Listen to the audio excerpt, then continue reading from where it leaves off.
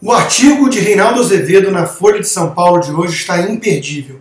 Ele fala desse racismo do bem. Na verdade, ele divide o racismo em 3 categorias e a última que ele fala é justamente essa categoria que ele chama de racismo de segundo grau, onde os progressistas, os ditos progressistas da esquerda, podem se dar ao luxo de agir de forma racista, porque afinal de contas eles detêm o monopólio das virtudes. O coletivismo é aquele tipo de mentalidade que seleciona uma característica de um indivíduo e usa ela como a única relevante. Então o racialista enxerga apenas raça, o classista enxerga apenas classe, o nacionalista enxerga apenas nação. E tudo mais parece irrelevante. Ignora-se, do ponto de vista coletivista, que um indivíduo possui várias características, muitas vezes conflitantes. Você pode ter negros muito diferentes entre si, muito mais diferentes entre si do que um negro e um branco qualquer. Você pode ter gays muito diferentes entre si do que um gay e um heterossexual. Você pode ter trabalhadores assalariados, do proletariado, né, muito divergentes entre si em coisas essenciais, em pontos de vista essenciais em relação à vida, muito mais do que um proletário e um patrão. E por aí vai. Mas o coletivista é aquele que ignora tudo isso, enxerga apenas uma característica como determinante para tudo que é importante na vida.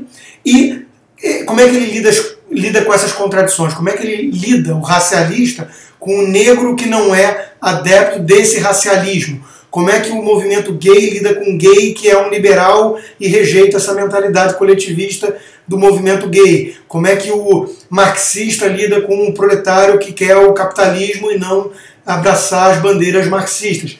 Ele lida chamando esse sujeito de traidor. Traidor da classe, traidor da raça, traidor do movimento gay, do gênero e tudo mais.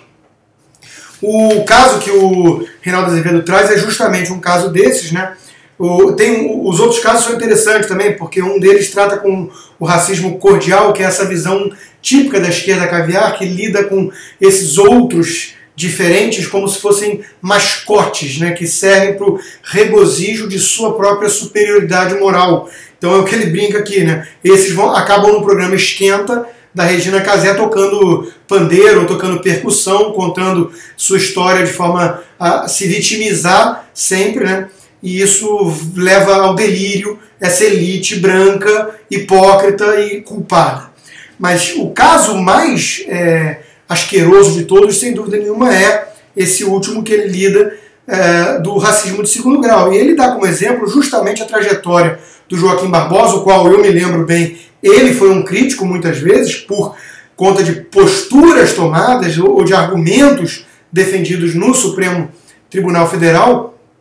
E ele era, o Reinaldo Azevedo, automaticamente acusado de racista pela patota, pela patrulha politicamente correta, racialista, progressista, que qualquer crítica feita ao então salvador da pátria, né, o ícone, o príncipe que virou o sapo, né, o ícone do novo Brasil, que o Lula apontou para o STF para redimir o país de todos os seus pecados no passado, né?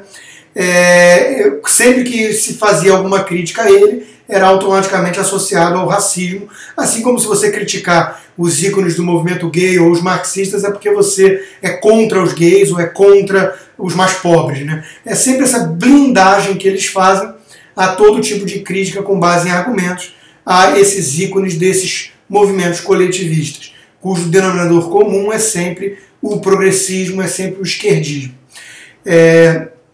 E ele vem trazendo justamente à tona isso, que ele foi um crítico ferrenho e recebeu esse tipo de acusação, e assim que o príncipe se torna um sapo, assim que Joaquim Barbosa incomoda a turma de lá, porque mostra que pode pensar por conta própria, agir com certa autonomia, né?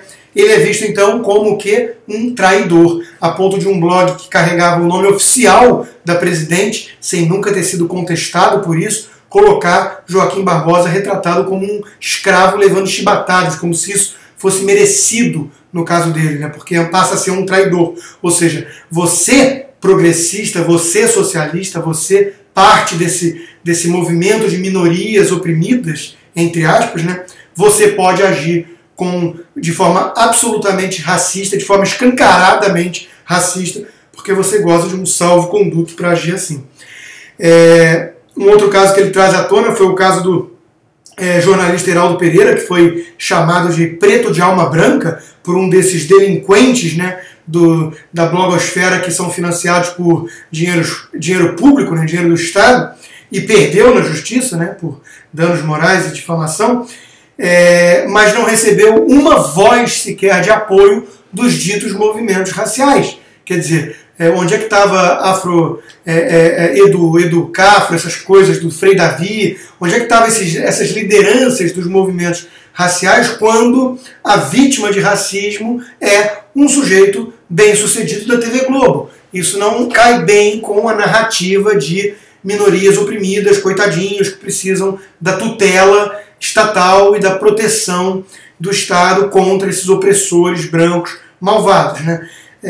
Esse negro não mereceu o apoio moral e a militância organizada do movimento, porque afinal de contas estava sendo acusado por um membro da esquerda progressista, bancado pelo Estado, e ele é um caso claro de um sujeito bem sucedido e que trabalha na Rede Globo, o capeta, o demônio para esse pessoal.